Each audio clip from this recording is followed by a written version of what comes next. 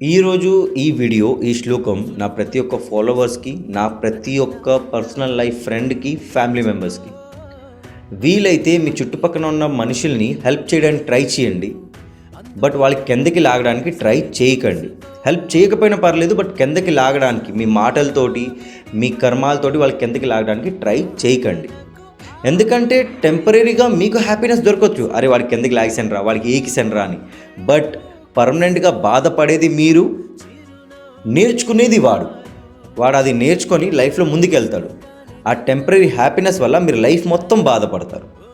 Bhagavad Gita chapter 5 shlok number 25లో శ్రీకృష్ణుడు అర్జునుడు చెప్తున్నారు, పార్థ, నీకు నిజమైన ఇన్నర్ పీస్ కావాలంటే ఎలాంటి సెల్ఫిష్నెస్ లేకుండా ఒక మనిషికి సాయం చెయ్యి. వీలైతే నువ్వు హెల్ప్ చేసేవని ఆ మనిషికి తెలియకపోయినట్లాగా చెయ్యి.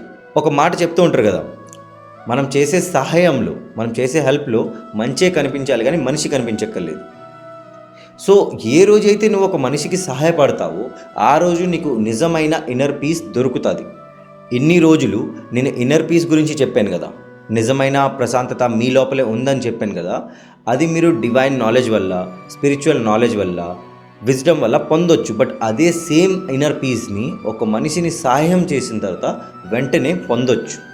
సో అందుకే నేను చెప్తున్నా, ప్రతి ఒక్క మనిషికి వీలైతే మనుషులకి సహాయపడండి, కానీ వాళ్ళకి కిందకి లాక్కండి. లభంతే బ్రహ్మ నిర్వాణం మృషయః క్షీణకల్మషః చిన్నద్వైధాయతాత్మానః సర్వభూతహితే రతః.